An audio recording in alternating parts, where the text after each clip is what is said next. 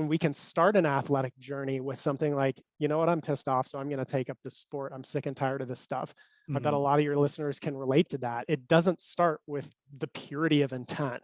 Who cares? Just freaking get going, get moving, get moving, get moving, but then refine it over time, because when you get to that place where you love what you're doing and you can find flow more often, find me an elite athlete on earth that doesn't want to be in flow more than they are. They're like, it's just too much for me. My performance can't handle any more flow.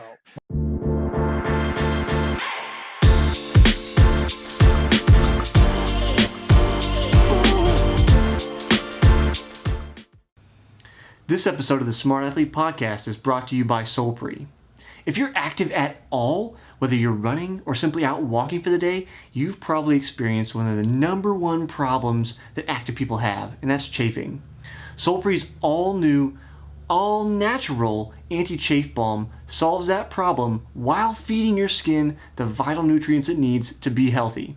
If you'd like to stop chafing once and for all and treat your body right, go to solpre.com to check out the anti-chafe balm today. That's SOLPRI.com. Welcome to the Smart Athlete Podcast. I'm your host, Jesse Funk. My guest today, much like me, so we're going to have a lot of good conversation and love between us today, I'm sure, is a serial entrepreneur. Unlike me, though, he's a swimmer with multiple national championships in USA Master Swimming to his name. He's an author and speaker focusing on sports psychology and performance optimization. Welcome to the show, Brian Bergford. Thank you, Jesse. I appreciate it, my friend. I'm pumped to be with you, dude. We're going to have a good time. It's going to be great. I've had kind of a nice day today in that both my guests, we could talk a little bit about kind of the mental side of sports and different issues coming up. With you, we're going to talk about probably a little bit different things. I talked with my previous guest. But it's something that I think about probably more than the average athlete. Maybe not as much as you do, but it seems like a component that we just like to ignore. You know, we focus on the like, how many reps can I do? Or, you know, like how fast can I do 100 in the pool or whatever that benchmark for your sport is. Like, that's the discipline. You know, I'm going to focus on the physicality. How do I, do yoga or massage my legs out to recover faster? How do I affect the physicality of me? But then we like just ignore that there's this large organ that's essentially the engine running everything, and we just try to hope it's fine, hope for the best. Am I on point? Is that seem to be the kind of common trend with people you talk with, or am I off the mark? You're definitely not off the mark. I think that the further along people get in competition and the more they're approaching their potential or they're really pushing the envelope, the more they start to appreciate and realize it and give it the credit that it deserves. But yeah, by and large, it amazes me that it is largely ignored or just downplayed the role of its importance. I'm like, were you really going to go train for 6 or 12 months or even longer? And then at the last moment, you're going to like choke because you didn't home your mind and get it dialed into where it needs to be and have the infrastructure in place so that psychologically everything is aligned and it's going to propel your performance forward. Like that piece is crucial because it really is the make or break. Most athletes train, right? Like they get out there and they do their thing and they put in the reps, yada, yada, yada. That's not so much the problem. It's the mental discipline. It's understanding the components of that, and that, you know, we're connected in all areas of our lives, and our psychology and all these different facets affect one another, and well, let me put it this way, we can compartmentalize, but things get leaky eventually, and it really, really, really needs to be attended to. It's like if you have a house built and you're like, oh, it's fine, you know, we only have mold in like 1 or 2 of the rooms, but that's going to get into the ventilation, it's going to get all over the place, and it's going to become a problem sooner or later. You might get away with it for a while, and some people do. Unfortunately, that's generally when a lot of people look for help, is in a reactive state because they had their rear end handed to them. I always appreciate it when people get out on the front end of things and they're proactive in their approach and seeking out coaching and insight and making sure that they're giving it due attention. I have to look this up. I was hoping you were going to keep talking. So you reminded me of talking about being proactive and getting ahead of it. Like it's so easy. And I've had a number of injuries over the years, and I'm dealing like a little Achilles thing that we're taking care of.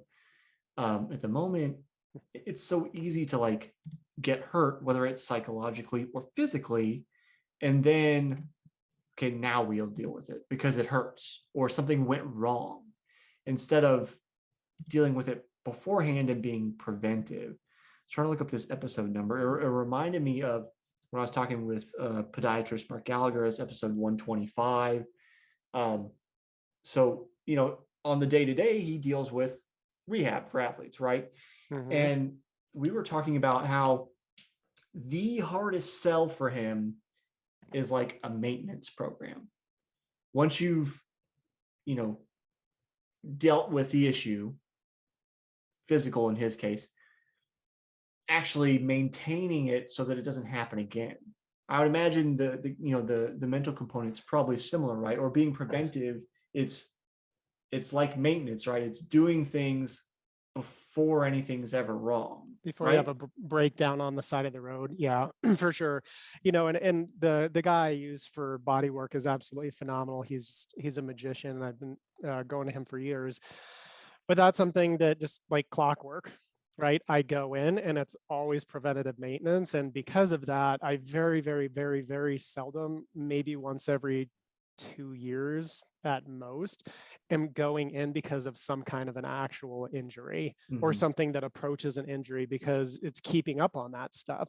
And it's just a different mentality. It's a different way of looking at it. It's not wrong to wait until something goes wrong. It's just the recovery process is going to be a lot longer. And you have those huge peaks and valleys, and it's really exhausting. It's the same thing with the mental training. When you were talking about being proactive and that type of thing, it reminded me a lot of, there's more focus now on just at large in society, mental health. I'm like the proactive end of that. You know what I'm saying? It's like we have a lot of focus on, hey, when the crap's really hitting the fan and you need to go see a therapist because you're about to have like a psychotic break, maybe the time to get a little bit of help is proactively, right? And what I do, like I'm not a therapist in like that sense, certainly, but I'm a coach on the front end. I understand psychological principles and what it takes to build a robust psychology so that you can go out and be aligned with your goals and your dreams and all those types of things, and making sure that then you have a system in place that you can maintain the proper state of mind and stay in the right headspace so that you can be on top of your game and you don't wait until something breaks down. And it's a lot of ups and downs. Some people with the psychological training, it's very similar to yo-yo dieting, and other people are right on top of it. They stay really, really close to where they need to be basically all the time. I mean, it's interesting because for me, just my body and body composition wise, everything like that, I stay within like 2 pounds max of where I'm going to be on competition day, like 2 pounds outside of my, like where I'm supposed to be at competition, or like outside of body fat percentage, I might get like 1% out of that max, because it's just so hard to up and down, up and down, up and down. And some people, maybe they just enjoy the drama of it. I don't. And I love working with clients that are out ahead of it, because you look at the compounding effect of having a maintenance program, and a maintenance program also that's on the cutting edge, and you're really looking to dial things even tighter and tighter and tighter. It's that compound interest over time. It makes such a huge difference. So it's not just a difference in approach, it's a difference in ultimate long-term outcome and sustainability for an athlete. I kind of wonder about whether it's, so I like to, so this is my own personal views on psychology. Like you, I guess I don't know if you double majored. I double majored. One of my undergrad majors was in psychology, because I'm interested in people.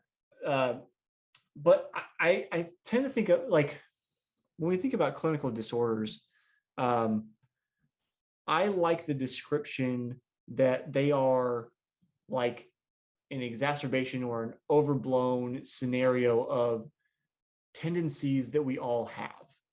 So it's like something that we all do, but then it's taken over control. It's becoming way larger in terms of processing power than needs to be. And that is hence the dysfunction.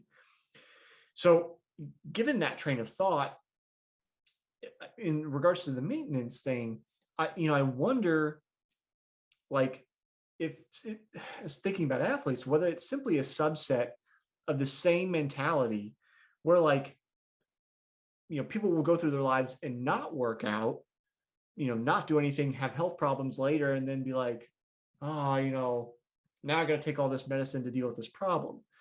I kind of wonder if it's the same thing, but then just funneled down into a little bit more microcosm, because the athlete is physically doing something, but then kind of in the same sense, ignoring that mental component until something goes wrong. Yeah, and it's same thing in our bodies, right? If we ignore or we get a system, a set of muscles overdeveloped or out of balance, it just runs right up that kinetic chain, and you can ignore that until something catastrophic happens, right? And so that, I think that's really what it is the more truly important it is to your soul to really go after and fulfill the things that are in your heart to do. I think that eventually leads people to, again, back to this proactive place, because if you ignore it long enough, I mean, and all of us have been in really dark places psychologically at one time or another, whether it was from an acute trauma or just some chronic stress, whatever the case may be, a lot of things just happening at once to us. We've all experienced um, an element of that for sure. And I think it's just being able to recognize that and have a shorter refractory period, and being able to kick yourself back up to where you need to be, but not through denial, but having the tools in place so that you can, again, proactively maintain where you're at and process information in a constructive way, and to build the mental muscles and have the understanding of how to run that machine. We look at our different sports and we become experts in it, and we know all the rules, and we know all the this and that ins and outs of all this stuff. And when it comes to our head, and this goes back to where we started with, right? We can let that go. And the problem is, just like with our bodies, you can end up in a place where then you have a health crisis, because eventually the tipping point happens, and then you're in big freaking trouble. It can happen to us upstairs as well, for sure. So yeah, it's not a fun thing to experience. And I think that no matter where anybody is at right now today, wherever they're listening to this, whenever they're listening to this, move things forward on that front, right? Take your mental training seriously, take it to the next level, because it's going to impact everything else. It's going to impact everything else. And granted, excuse me, granted, there are some situations where people, in order to really go to the next level, there's going to need to be some rebuilding, like a golfer breaking down their stroke because for whatever reason they're like, hey, I'm really great, but this isn't going to be sustainable, or I'm not going to be able to take it to the next level. So sometimes you have to take a couple steps back. That's not usually the case, frankly, but sometimes that needs to happen. And I think it takes a lot of courage to be willing to go into a training regimen with that, whether it's mental training, physical training, what have you. Take a couple steps back so that when you move forward again, it's more of a catapulting effect. So I actually want to step back a little bit, in that I think both of us are on a pretty similar page in regards to the importance of this, but I want to play devil's advocate a little bit Mm-hmm. for maybe the person listening that's like, all right, I'll see what this is about, but like I kind of, I don't know that this is real or effective. It's really kind of a soft science or what, whatever argument that comes up. Um, this is where the other part of my undergrad background comes from, which is math. So I like, formulas and methodologies and that kind of thing. So, against the soft side, like, is there is there a methodology? Is there a, actual concrete practice? Or is it just like, oh, let's get on a call with Brian and he'll kind of fill things out and do whatever squidgy brain work we need. Is there a process involved that is replicatable? Um, so is there a process involved? There's definitely a process involved. I think very much like with schools of thought in um, therapy, right? And helping people in that regard, there's a ton of different disciplines, and they all have an enormous amount of like literature and different things behind them and where they're effective and where they're not so effective. And so you've got a really broad spectrum of schools of thought and methodologies that all have their place. And I tend to just be one of those people where I have, just from a philosophical standpoint, been very agnostic with regard to methodology, because at the end of the day, nobody gives two craps about my philosophy about mental training. What it really comes down to is what they need as an individual, and pulling from all these different schools of thoughts to be able to develop a plan that actually makes sense for them, because we all have different natural aptitudes, and we have different ways of processing information in the brain, and we have just everything, right? From the most basic levels, are we more kinesthetic learners, right? Are we more like auditory, to way more advanced things? And so there's a lot of elements, and I think anybody that's listening to this knows the psyche is fairly complex, right? We think I live with me every day, I should kind of know what my deal is. And then we have something happen in our life and it pops up and it's like, I don't like, what the hell is going on right now? I shouldn't be puzzled. I live with me more than I live with anybody else. And so there's a complexity to it. And I guess what I'm getting at is I think that there's validity across a lot of different methodologies. And so I don't subscribe to any particular one, because when I'm hopping on the phone with somebody, I'm just trying to figure out, where are you at? What do you want? Why do you want it? Why is that important? What's beneath it? And then how are we going to intelligently build something out that, first of all, it's going to be compelling to you? Because what's compelling to me as an individual doesn't, like, the person on the other end of that doesn't really care. Mhm. They have their own set of things that they're going for. And so it's just like, what do you need? Where are we going? Why is it important? And then looking at two things for me that are really big. One is the, because this is what I really work on building from the outset. We kind of strip things down. We understand, we have clarity around where the person's at, and then it's psychological architecture, right? Like, I'm architecting and helping work with the person to build that out based on where we're trying to go, not based on what's most beautiful, whatever. It's like, what are you doing?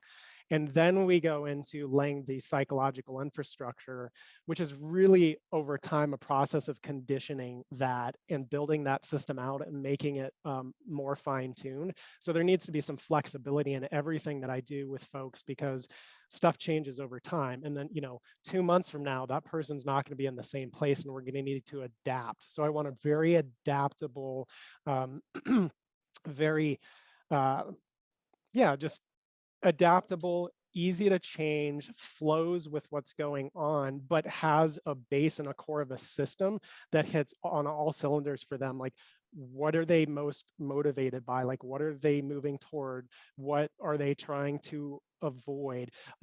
What is their larger why? What are their motivations versus their motives, as an example? So I'm throwing a lot out here, but this comes back to some of the methodology I was talking about. One example is, there's a lot of things that, I guess I can use myself as the example, that motivate me when I'm going to practice every day, when I'm putting in the repetition, etc. There's things that motivate me that are very surface level at times, and very shallow and kind of selfish and stupid. And I feel silly even saying them out loud, but sometimes it's just like beating the person next to you and being like, what? Right. Mhm. But it's funny, because I actually love people. I love the people that I train with, because they make me better. Mhm. And so even though I might use that momentarily as a motivation, that doesn't have a very long shelf life. Right.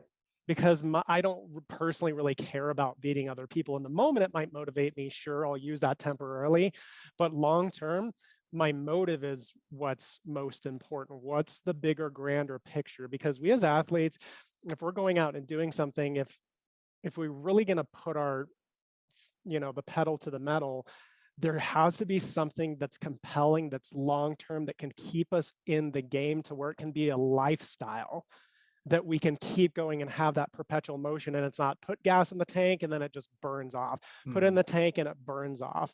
It's just, we have a clean burning energy, and it's just always there. And we might have little dips here or there, but over the long haul, our motives, our bigger whys, are so freaking strong and important and central to who we are as individual, our identity, that we couldn't get off the train if we freaking wanted to.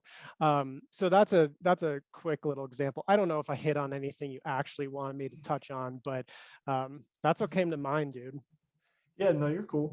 So you're describing what, like, I often talk about, or semi often talk about. If you the listener have been around it for any amount of time at all, you've probably heard me talk about this.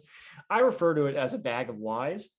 Like, because I'll say pop culture references, like, you need a grand why, just the one thing that's going to propel you forward each and every day.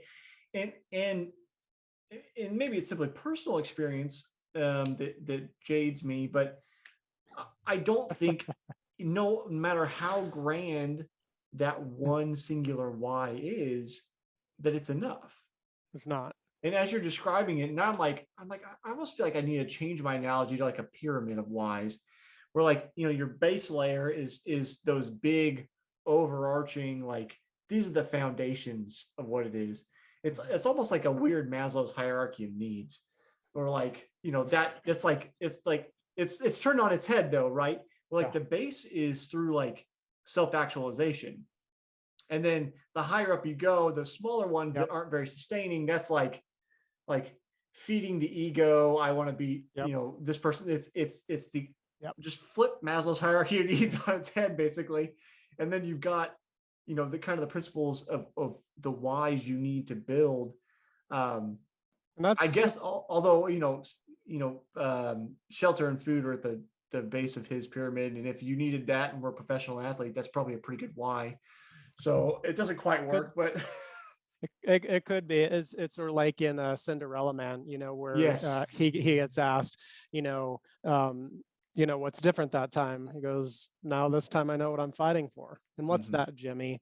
Milk, right? Like when the stomach hits the backbone, you're right. And so it's interesting though, because for a lot of us, I think that bigger base of the big why, a lot of times that's something more on a deeply, almost at times, spiritual level.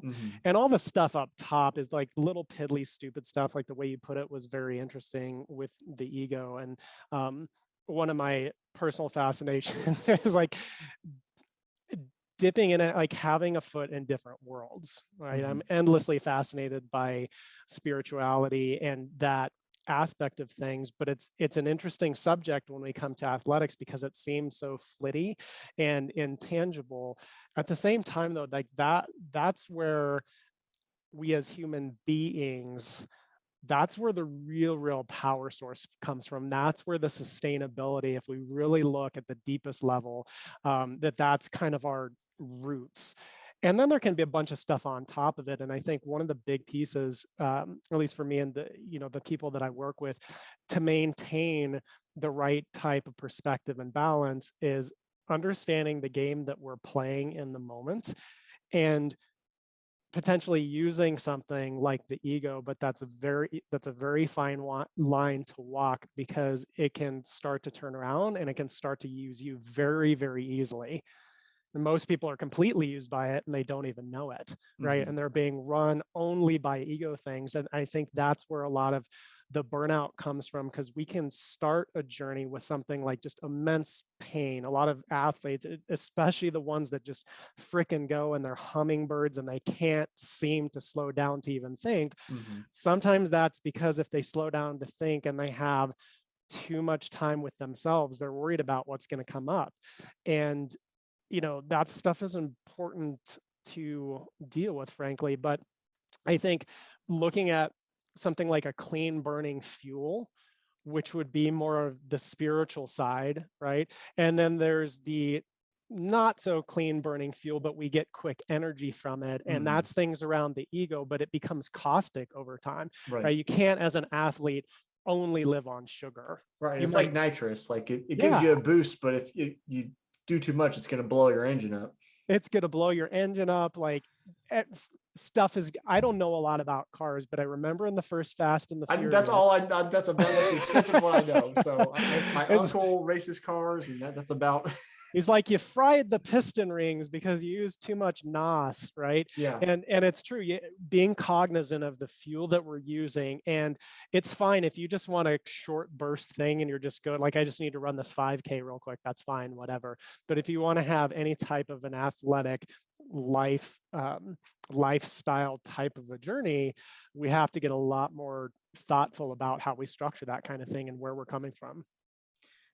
One thing I wanted to ask you about, and it came from, so last week I was talking with Sarah McMahon, and we were talking about mental health, and she, like uh, many athletes, particularly female athletes, went through an eating disorder, somewhat pushed on by some of her coaches who kind of like Mhm. focused on her and her teammates like bodies and appearance. There's that made me think about in part that ego motivation, like I look good or whatever, um along those lines. I'm thinking about this.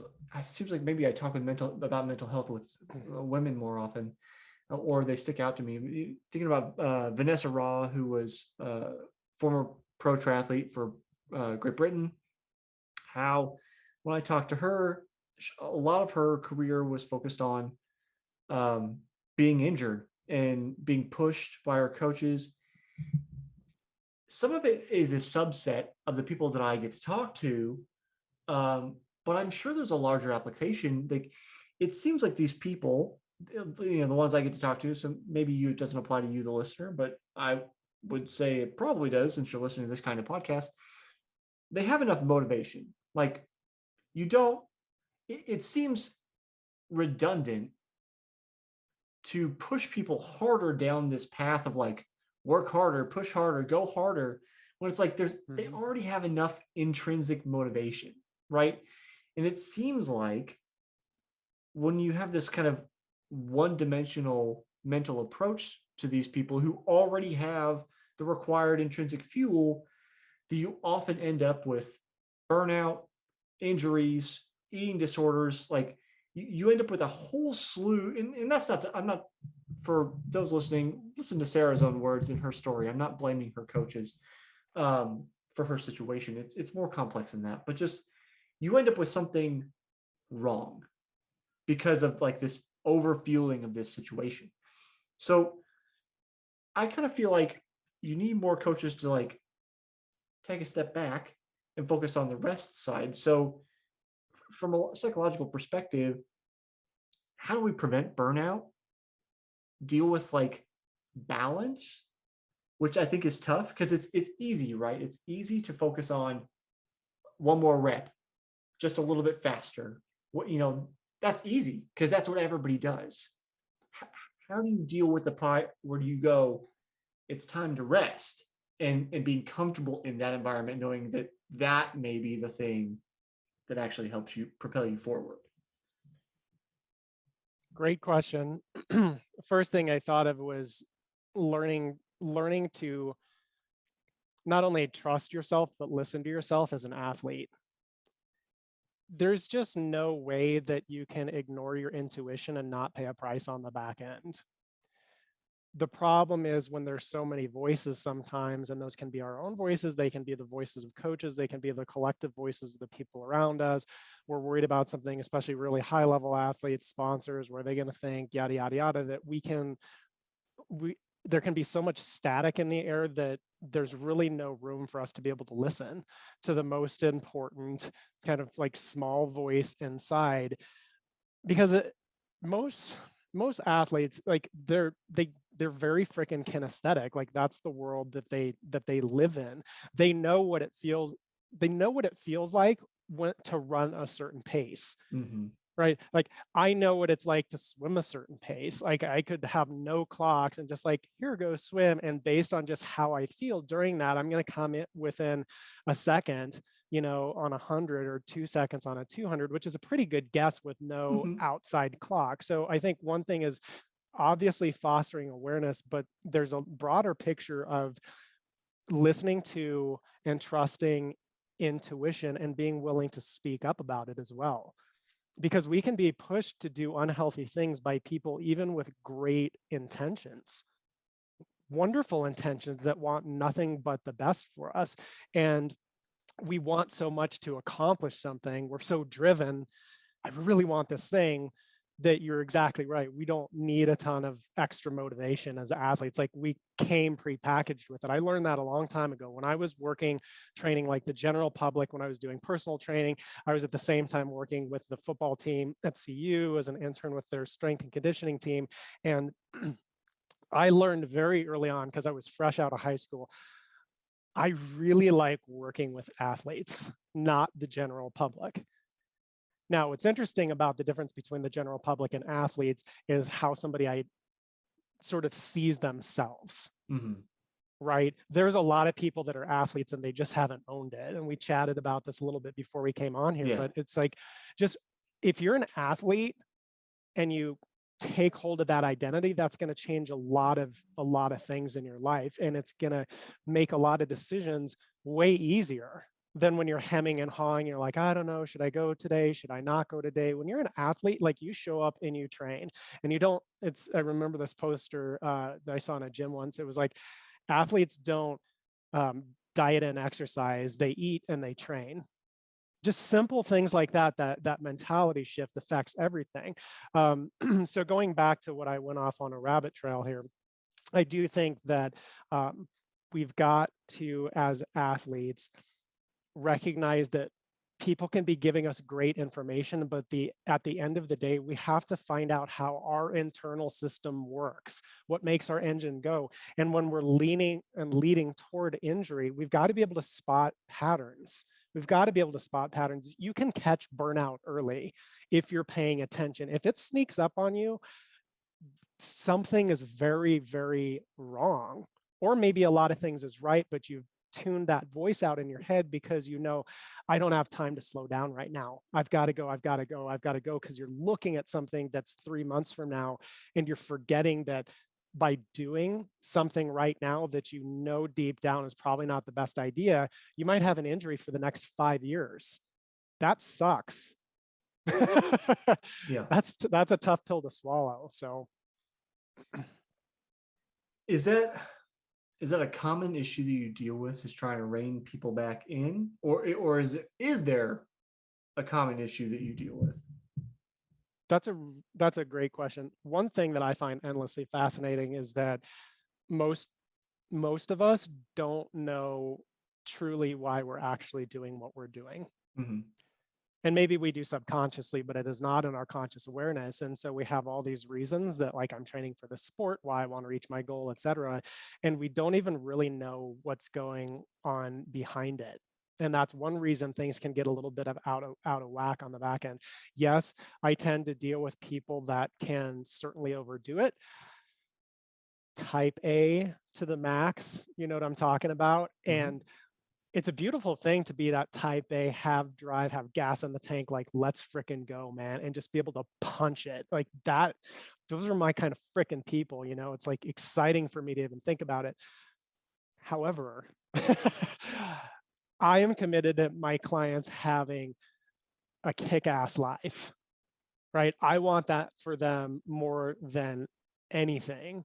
And so helping them keep things in perspective, really truly know what is driving their behavior, and staying connected to things that are most important to them, and not losing sight, because any of us, when we're too deep into something, when we're type A, when we're always go, go, go, things can start to fall apart around us, and we don't see it until it's too late. And it comes back to this common theme of then the marriage is in like shambles all of the sudden, or somebody's business completely falls apart, or whatever the case might be, their interpersonal relationships, their relationship with themselves, with their like spirit, their respect for themselves, that they lose because um, little compromises that they make along the way that they don't really think about until it starts to kick back around. And we have to look at human beings as what we are, much bigger system. We're a system. We're not a compartmentalized set of like,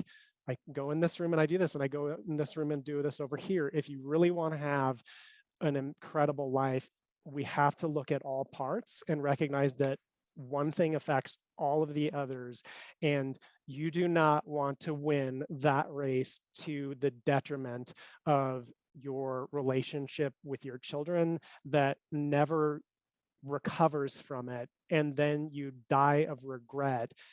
I mean, seriously, like, find me a human being on earth that would trade a gold medal for the awesome relationship that they did have with their kids, where they go, I'm about to die, but honestly, I would take that gold medal over the incredible relationship I developed with my kids. There's not that many people that would say that. And if they would, I would invite them to ask themselves why. I'm not making it wrong. It's just interesting that we would put something way overvalued to very close, tight-knit relationships. So those are some things that I want people to be thinking about, that I want to be thinking about as a coach, because I think it's a responsibility. And sometimes it's hard because we get into that place where we too want the person to win so much that we can get a narrow focus with them. And I think that the ability for us as coaches, we're much better coaches when we can keep some appropriate separation and not get sucked into a client's story and their situation so much that we don't serve them the best way possible because we're in it with them too. So I see that as a huge responsibility and a privilege for me with everybody I work with. What I think is interesting and maybe difficult, probably depends on the person and how much time they've spent with themselves and their thoughts and hard truths and whatever, is diving into that deep motivation, right? um I've tried a number of different like motivational styles over the years. I remember my freshman year of college, right before conference, my girlfriend had broke up with me and I was like heartbroken. And one of the older guys who I ran with was like trying to like goad me about it and get me angry. And he was like, use that anger to run with. And I'm just like, anger is not fuel to run with. Like, so maybe it is for some people, it isn't for me. And maybe that comes from my martial arts background, or just like, just that's not like, I would rather be the calm within the storm rather than the storm itself. But just like you said, do we know why, like why we do the things we do? I think for a long time, if you don't mind me being personal here, part of my motivation was like feeling like I was good enough, that I could be loved and accepted, and I expressed that through achievement. I don't think that's necessarily a uncommon story either. Nope. Right? Super common. You think if you have you have the things, the accolades, that, well, then people will like you. Well, that's no, not necessarily. And probably not because of those things either. I think what I come back to is that we talked about my bag of whys, or maybe my new pyramid of whys, if I can change my metaphor. The foundation of that, I think the healthiest foundation, I'm hoping maybe you could give me another one, is that is as simple as you enjoy yourself. And that's it. Like, you love doing it, so you do it. Absolutely, man. I think that is beautiful because you've got people out there, to me, they're actually pretty rare, the athletes that just freaking love what they do and love the process of it, because that's a completely different thing. Hmm. Loving competition or loving winning and training and getting through the grit and the grind for that because it makes it worth it is very different than loving the process itself. Hmm. And just throwing every part of yourself into the exercise, into the sport, into the competition, the game, whatever, and being able to invest fully in something when there's that purity of intent and it's coming from a place of love, that is the most powerful of all. When you talked about using anger as fuel, because it's interesting, I think you're exactly right. It probably has to do with probably a number of things, but one of them being, as you said, background in martial arts. That's a very different mentality. Yeah. If you're angry, you're not in control, and that is Hmm. something that you train yourself out of. Interestingly, I have athletes that I work with where I'm like, hell yes, we are using that anger, but I have to make sure it's appropriate and it's in sync with their system, Hmm. and it's used strategically and it's used in for a season, not for a lifetime. Right. A lifetime of anger is really, really problematic. Being able to take something that is already an emotion, especially if it shows up on competition day, and being able to engage and use that in a constructive fashion because I can't get rid of it in the moment, that's really powerful too. So everything has its place. Every emotion, every situation, everything that is said to you, everything that's not said to you, everything that's implied, the way that people look at you on competition day, when people are trying to F with you, whatever it is, you can use all of that. And that's beautiful when you know how to do it and you can flex and flow and you're not worried about when I show up, what's going to happen. And I hope this is the right way and I hope that's the right way. It's like, dude, I'm going to make it right. That's a totally different attitude to have. And so I think it's really useful to be able to use anything, but ultimately what you're pointing to is beautiful, because when we love something, we're tapping into, to me, the biggest whys are things that are bigger than us as individuals.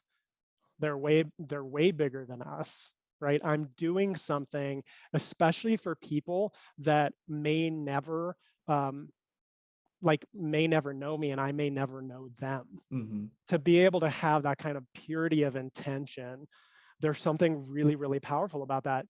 But you don't need, somebody listening to this, you don't need to be at that place either, right? I'm not giving this as necessarily advice of like, you need to figure this out and you need to follow, again, this system.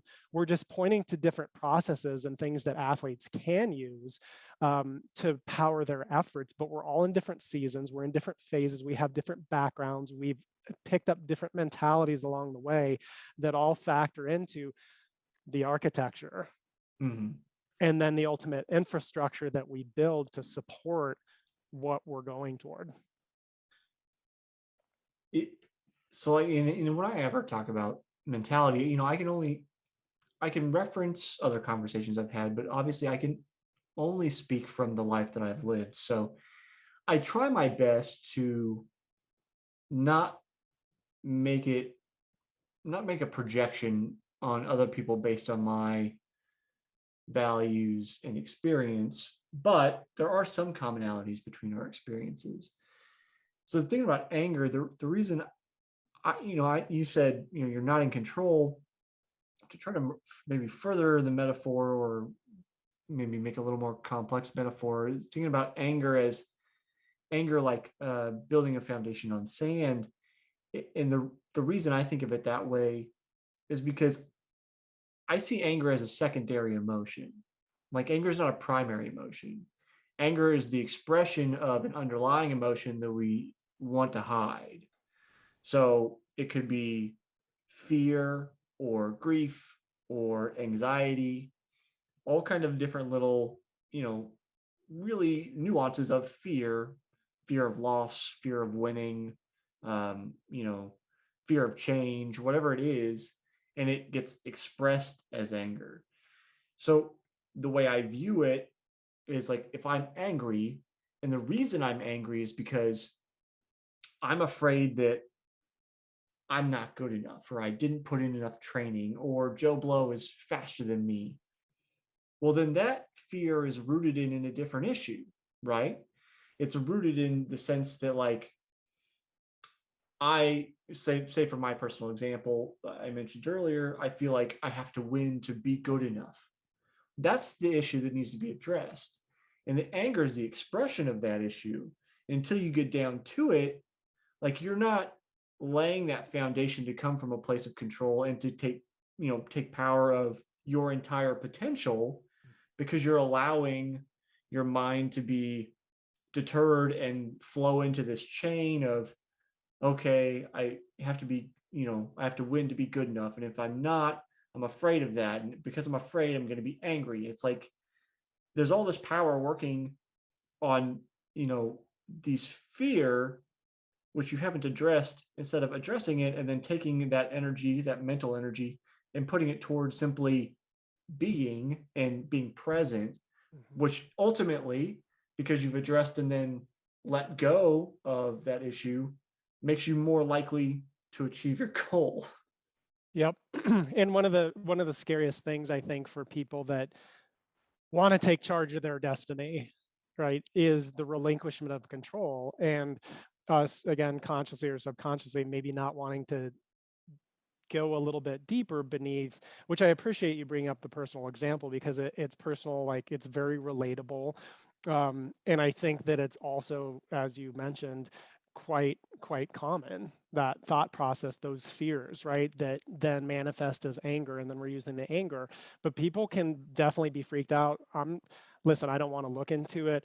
It's working for me right now. I'm getting results. Like Yeah, that's all I care about. right. And that's the kind of thing that in the short term we're talking about, the like nitrous boost, but long term will completely fry your engine and you only get one.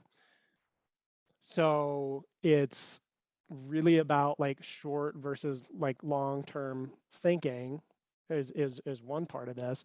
And understanding, listen, there's a whole well of just whole other levels I haven't even reached yet, but I'm addicted to this fuel. And when you said, a lot of times anger, it's not really anger. There's something else beneath it. And I think you're very right on that. I think there's other times where people are just addicted to anger. Hmm. like pure and simple, right? There's both situations where Right. they get the hit off of that, they get off on it for some reason, and it's the adrenaline, or they enjoy being wronged and they enjoy being pissed off, and um, they think it's helping them. And again, it's looking at like, what are we really after here?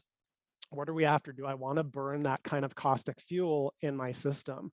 um, Ultimately, I think, going back to purity of intent as well, all paths where you really tap into being very, very like radically present and grounded, radically present, and you're grounded, and you truly, truly get into flow where it's almost just like that spiritual experience, right? It's like all paths lead back to love of what you're doing. When we can start an athletic journey with something like, you know what, I'm pissed off, so I'm going to take up this sport. I'm sick and tired of this stuff. I bet a Hmm. lot of your listeners can relate to that. It doesn't start with the purity of intent. Who Right. cares? Just freaking get going, get Yeah. moving, get moving, get moving, but then refine it over time. Because when you get to that place where you love what you're doing and you can find flow more often, find me an elite athlete on earth that doesn't want to be in flow more than they are. They're like, Hmm. it's just too much for me. My performance can't handle any more flow. So, uh, Brian, as we're starting to wind down on time, there's a question I ask everybody each season. I make a new question every season. This season's question, I think, is great for you, especially because um, I myself am bad at this, and that's one of the reasons this year's question. And I don't think enough of us do this. So I'm hoping you have a good answer, not to put too much pressure on you.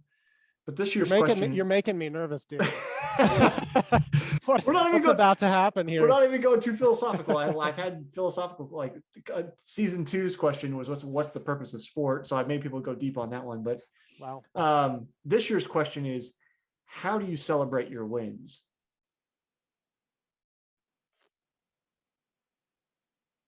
That that's amazing question. I want to be thoughtful in my answer. How do I celebrate my personal wins? Sure. Or how do you, or how would you suggest, on the other side too? So personally, how do you celebrate? And then since it's applicable, how would you help people find a way, I guess, maybe to celebrate wins? I think the biggest piece, honestly, is acknowledging and allowing ourselves to celebrate, right? And like freaking little things along the way. We think by starving ourselves sometimes of uh, fulfillment and acknowledgement and victory. We think by starving ourselves, we'll get hungry enough that we'll want it even more. But if you've seen the film Pumping Iron, the documentary with Arnold Schwarzenegger and Mhm. Lou Ferrigno and all that, I think it was Lou Ferrigno was talking about how, the problem is you're at the top of the mountain, Arnold. You're at the top of the mountain. And so, you're not hungry. And he goes, yeah, but I'm at the top of the mountain. And when I want the food, it's there. When he wants the food, it's there, right? So I think taking things in and having a system of celebration, honestly, where on a daily or weekly basis, especially for those of you who and us who are hard on ourselves, having an actual set scheduled system where it's systematized that you are going back and acknowledging victories. I think it's great on a daily basis, but if you're not doing it all at a weekly basis, or you just keep a running tally of, you know what, like today, that wasn't a huge deal, but I, simple things, dude, like you paid for somebody's latte behind you in line. And then you don't even acknowledge yourself for that. And because it goes unacknowledged, it's not reinforced. And so it's hard to develop a pattern of that type of generosity as an example. So what is acknowledged and what is rewarded perpetuates itself, and like attracts like, and you get more and more of it. When we're beating up on ourselves all the time, all we get is more reasons to beat up on ourselves because we're not doing enough. And that is not a healthy space to be in, especially if you want sustainability. Maybe for short-term stuff, know the game that you're playing. Celebrate yourself, your victories, and acknowledge yourself and put it in a system. It's funny, like me personally, since part of it was a personal question, I have a planning session every Sunday. And one of the things that's in big, bold letters is celebrate your wins and celebrate your victories. And it's in big, bold letters. It's like highlighted. How many times do I almost, the only way it could be more obvious is if I had it in a flashing neon light. And yet, it's so easy to overlook because we're just thinking about the next thing and what do I need to do next? And what am I trying to do here? And we don't sit back and build that positive momentum for ourselves. So that would be my encouragement to people, is just systematize your celebration. That's solid. I like that because I like systems. Like I said, I'm a math guy, so give me systems and rules and equations, and I'm happy. So I will have Yep. to try to figure that out because I've got. Can I say one thing real quick? Go for it. The beauty of everybody is that everybody has their own system and equations. Mm-hmm. Nobody has their own formula. And when I watch movies about math, or you like, Pi is a great movie, as anybody knows what I'm talking about, Darren Aronofsky. But then you have things like Good Will Hunting, and just watching the beauty of these equations. And it's actually kind of magical to look at, because it's Mm-hmm. almost like seeing nature, but distilled down into numbers and that type of thing. There's a beauty in that. And what's most beautiful is that everybody has their own ideal equation, but because we're evolving creatures, that equation should be shifting and changing. And that's the thing we're always trying to dial in. So anyway, just for what it's worth, I'm fascinated by math. I'm not good at it. My wife is a math major, but I think there's beauty in it, because there's beauty in nature, and all that stuff is tied together. I just the systemizing thing I think is good because then it becomes a part of your routine. It's not something you have to kind of force yourself to do in the sense that, like, if you're already not good at celebrating your wins, like I think there's a tendency that you might procrastinate in doing so. So if it's already on the schedule and it's something you already review, as a regular thing, then I think it becomes less likely that you ignore it. So I think that's part of why I like that. Brian, if people want to get in touch with you, see what you're up to, check out what you're doing, all that kind of stuff, where can they find you? I mean, if they want to contact me directly, they can just shoot me an email to my personal address, which is just brian@bergfordperformance.com. If there's anything I can do to help, whatever people might need. Also, my website, which is bergfordperformance.com. Hopping on there, making sure to get on my email list because they get free access to my app, and it's got a bunch of courses built into it. It's like a learning lab. There's a lot of free stuff in there, and it's really good on mental training and some of these things that we're talking about today, to give people some different tools and things to pick and pull from. Again, it's not like customized one-on-one coaching. That's what coaching is for, but it's sort of a database where people can really take hold of some stuff and just take little snippets here and there, and it's available. So that'd probably be the place to do it. Sounds good. Brian, thanks for hanging out with me today. Of course. Thank you, Jesse. I appreciate you and the work that you're doing, my friend. This has been awesome, man. I had a good time. I hope you had a good time. I hope the listeners had a good time. I'm pumped. Yeah, it was great. I hope the listeners enjoyed it as well. So we will see you next week with another guest.